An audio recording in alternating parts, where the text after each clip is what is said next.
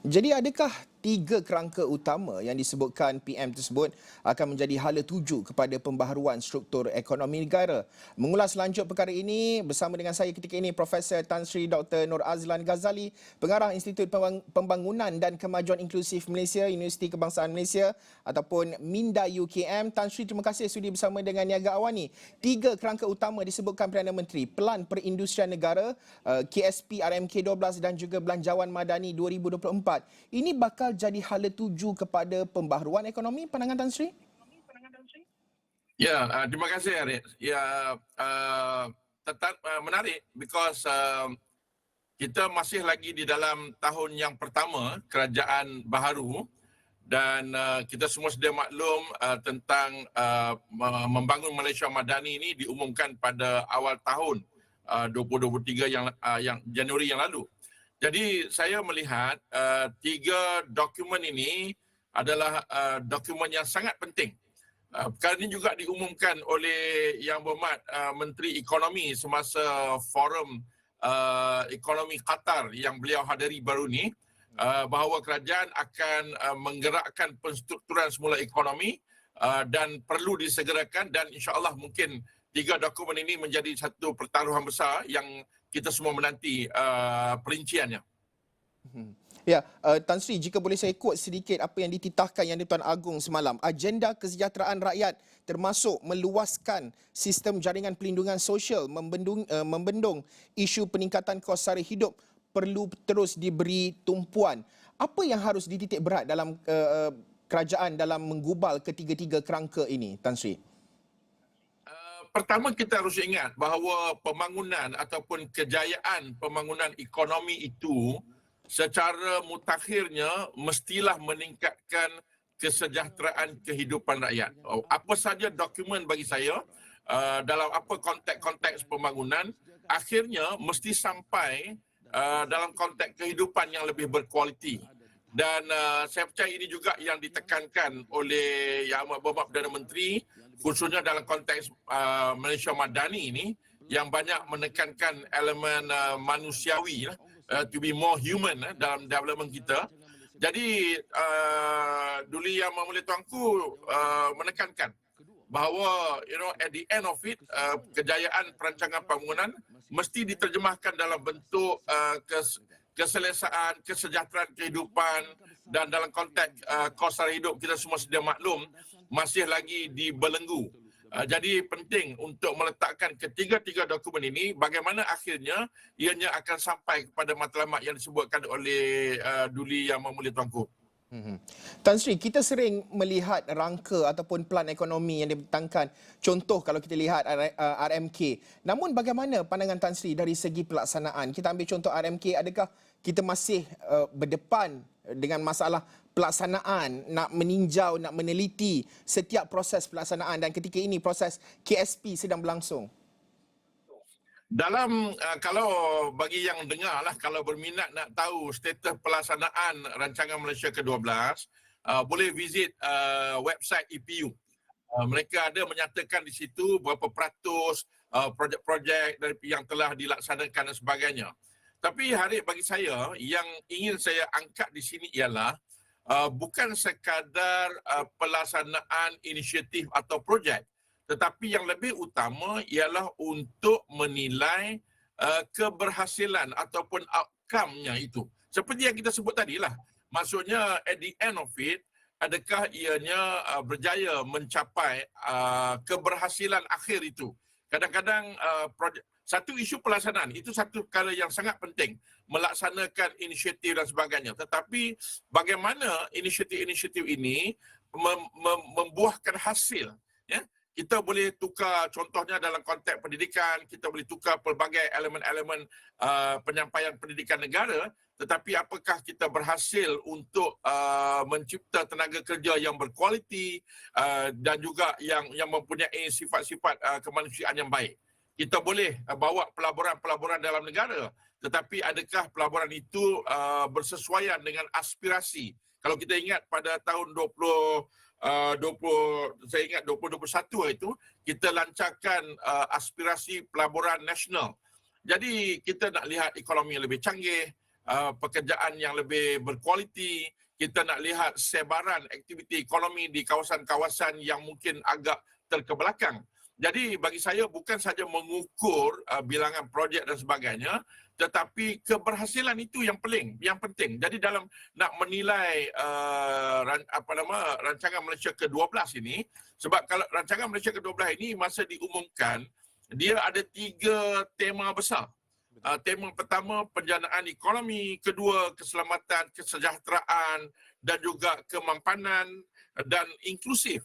Jadi adakah perkara itu dicapai hari ini? Itu yang menjadi lebih penting. Jadi ada 2 elemen penilaian pelaksanaan. Satu dari segi inisiatifnya, pengoperasiannya. Kedua dari segi keberhasilan yang ingin dicapai. Yang kedua itu lebih penting bagi saya sekarang. Ya. Tan Sri, kalau kita telitikan 3 perkara yang disebutkan oleh Perdana Menteri, iaitu pelan perindustrian negara, boleh saya andaikan satu tempoh untuk jangka masa yang panjang.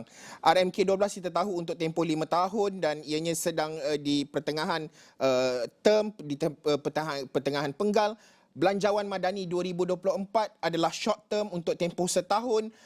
Apa yang boleh diharapkan ataupun diletakkan aspirasi rakyat itu berdasarkan kajian impak yang Tan Sri sebutkan, di mana perlu adanya kajian impak supaya keberhasilan itu dapat dirasai dan dinikmati oleh rakyat itu, Tan Sri? Pertamanya ini satu cabaran kerana kalau ketiga-tiga dokumen ini secara umumnya diterajui oleh 3 kementerian yang berbeza. Ini yang menjadi cabaran kita di negara ini.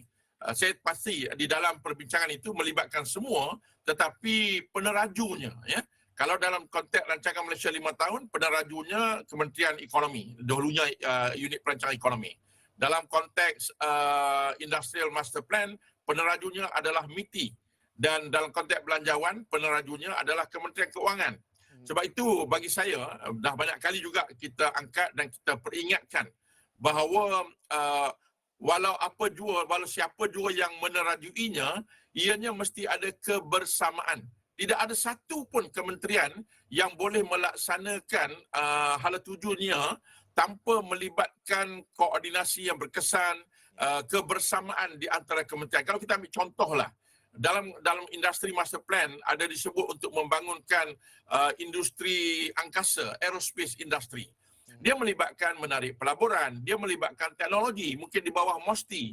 Dia melibatkan bakat yang dalam aerospace, dalam Kementerian Pendidikan Tinggi. Dia melibatkan infrastruktur aerospace yang mungkin Kementerian Kerja Raya Malaysia, KKM. Jadi, jadi semua ini penting. Bagi saya ini satu cabaran. Walaupun diterajui oleh mana-mana kementerian, tetapi mesti ada kebersamaan. Jadi apa yang kita harapkan adalah di kalangan terutamanya menteri-menteri, mereka memahami dan mereka mengambil dokumen-dokumen ini sebagai satu daripada elemen yang perlu mereka gerakkan.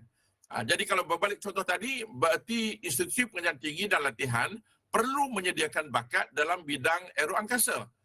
MOSTI perlu membangunkan kemajuan teknologi dan inovasi dalam aeroangkasa. Industri kecil dan sederhana, Kementerian Keusahawanan perlu membangunkan industri kecil dan sederhana yang menjadi penyokong kepada aeroangkasa. Barulah kita boleh laksanakan. Kalau tidak, kita hanya tinggal dokumen sajalah. Itu yang kadang-kadang kita agak risaulah dalam memastikan ianya berjaya. Dan satu lagi ialah elemen bahawa ketiga-tiga dokumen ini mempunyai jangka masanya tersendiri. Satu yang banyak di kalangan ahli ekonomi kami berbincang, dalam rancangan Malaysia ke-12, terasnya rangka jangka panjangnya adalah berpaksikan kepada wawasan kemakmuran bersama WKB 2020 hingga 2030, 2021 ke 2030. Jadi berarti bagaimana untuk kita integratekan membangun Malaysia Madani ini di dalam penilaian rancangan Malaysia ke-12 ini. Jadi ini satu perkara yang penting, tapi saya percaya kalau digarapkan dengan baik, sebenarnya teras-teras utama itu walau apa nama sekalipun hari sebenarnya hampir sama sahaja. Saya dah tengok secara detail teras-teras utama 3 tema, 4 pemangkin dan 14 game changer rancangan Malaysia ke-12. Bagi saya secara umumnya rancangan Malaysia Madani pun mempunyai elemen-elemen, mungkin ada penekanan-penekanan yang agak berbeza, tetapi umumnya dianya sama. Baik. Tan Sri, sudah tentu apa yang diharapkan oleh Tan Sri, rakyat juga mengharapkan perkara yang sama dan kita berharap supaya Perdana Menteri memegang apa yang dikatakan semalam, iaitu tata kelola yang baik, telus dan bertanggungjawab dalam setiap implementasi asas dan juga kerangka-kerangka yang akan dibentangkan. Terima kasih sekali lagi Profesor Tan Sri Dr. Nur Azlan Ghazali, pengarah Institut. Ya, Tan Sri. Satu poin saja. Kalau boleh, untuk kita lebih terbuka dan transparan, penilaian rancangan Malaysia ke-12 ini boleh juga dibuat oleh agensi ataupun pihak luar, seperti saya di UKM dan sebagainya. Untuk kami memberi feedback di mana sebenarnya Malaysia berada dalam konteks hala tuju rancangan Malaysia ke-12. Jadi ada kerajaan, ada juga pihak-pihak luar, institusi pemikir yang menyumbang. Thank you. Ya, baik, sudah tentu betul apa yang disebutkan Tan Sri, pandangan di peringkat luar juga dan juga libat urus bukan sahaja di antara Kementerian Ekonomi dan juga kerajaan negeri, tapi juga melibatkan institut-institut yang menjalankan kajian-kajian juga amat penting untuk kita telitikan perkembangan KSP RMK 12. Terima kasih sekali lagi Profesor Tan Sri Dr. Nur Azlan Ghazali, pengarah Institut Pembangunan dan Kemajuan Inklusif Malaysia, Universiti Kebangsaan Malaysia, Minda UKM. Kita nak berhenti rehat seketika, kita bersambung semula selepas ini.